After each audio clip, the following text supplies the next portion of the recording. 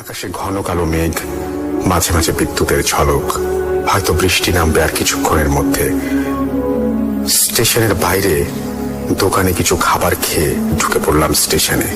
একটা express train আছে 12:20 নাগাদ। আমার সেটা ধরতে হবে, আসানসোলে পৌঁছাতে হবে। ঘড়িতে তখন রাত 12:10। আর কিছুক্ষণ অপেক্ষা।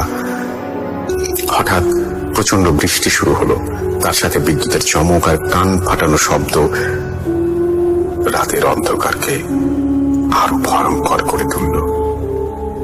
আমি ছুটে গিয়ে একটা শেডের নিচে দাঁড়িয়ে গেলাম। ট্রেন এলো নির্ধারিত সময়। আমি ছুটে গিয়ে আমার সোজাসুজি একটা বগিতে উঠে পড়লাম। বগিতে উঠে দেখলাম একদম ফাঁকা। পুরো বগিটা ঘুরে দেখলাম কেউ নেই। ততক্ষণে ট্রেন আস্তে আস্তে স্টেশন ছাড়ছে। আমি অত কিছু না ভেবে দরজা বন্ধ করে একটা সিটে গিয়ে বসলাম। মনে মনে ভাবলাম, যাক, ফাঁকা আছে, ঠিক আছে। মাত্র 2 ঘন্টা। ব্যাগ থেকে একটা কপি বের করে চোখ বুলাচ্ছিলাম। বাইরে অসম্ভব বৃষ্টি আর বিদ্যুতের চমক। মাঝে মাঝে জানালার কাঁচ দিয়ে দেখছি ট্রেন যেন অসম্ভব গতিতে ছুটে চলেছে, যেন এই দুর্যোগের রাত তাড়া করছে ট্রেনের পেছন পেছন। আমি আবার মন দিলাম খাতার পাতায়। প্রায় 1 ঘন্টার কাছাকাছি হবে। হঠাৎ একটা দরজা, সেটার বাইরে ধাক্কানোর শব্দ কানে এলো। ট্রেন তো ছুটছে, কোথাও তো থামার কথা নয়। থামবে আসানসোলে। তাহলে কি? হয়তো বাইরে ঝড় বৃষ্টি বাড়ি খেয়েছে এই ভেবে আবার মন দিলাম খাতাতে। এবার আরো প্রচন্ড জোরে ধাক্কানোর শব্দ কানে এলো। একটা ভয় চেপে বসলো এবার আমার মনে। কি দরজায়? ভাবলাম, এই রাস্তায় চোর ডাকাতের উপদ্রব আছে। যদি তারা হয় তাহলে তো আমার কাছে কিছু পাবে না টাকা ছাড়া। তাও মাত্র কটা টাকা। তিনি যদি মারধর করে বেশি টাকা না থাকার কারণে। ভাবলাম, যা হয় হয়ে যাক, দরজা খুলবো না। কিন্তু আবারও প্রচন্ড বাড়ি মারার শব্দ ভেসে এলো। এক বৃদ্ধা মহিলার কণ্ঠ হিন্দিতে বলে উঠল, কেউ আছো? দরজা খোলো, দরজা খোলো। এভাবে আমি আর বসে থাকতে পারলাম না। উঠে গিয়ে দরজা খুলতে এক বৃদ্ধা মহিলা হুমড়ি খেয়ে ভেতরে এসে পড়ল। কোন রকমে উঠে আমার দিকে চেয়ে বলল, বুদ্ধি শুদ্ধি নেই নাকি? এত দেরি করে দরজা খুলে? আমি তো পড়ে যেতাম। আমারও মাথা গরম হয়ে উঠল বৃদ্ধাটির কথা শুনে। আমি বললাম, এই চলন্ত ট্রেনে কে উঠতে বলেছিল আপনাকে?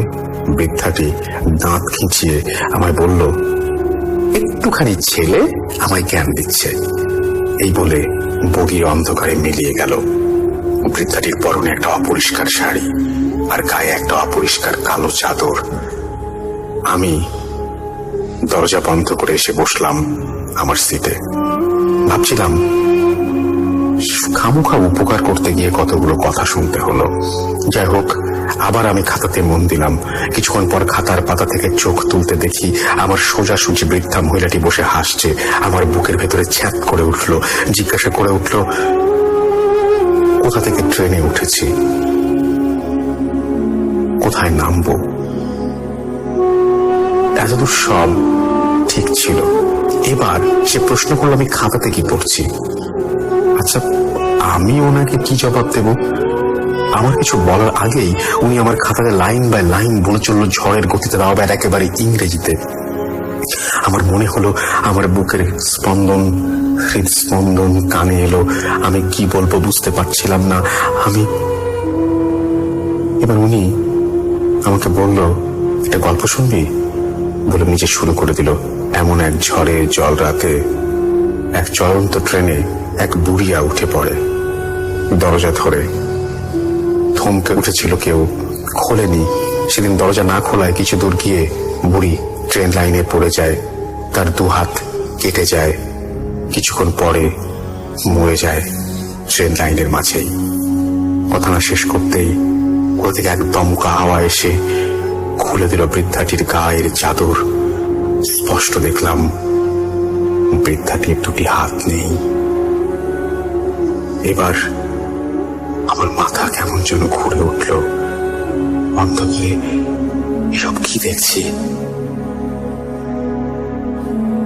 এবার বৃদ্ধাটি হিম কাঁপানো কণ্ঠে হেসে উঠল।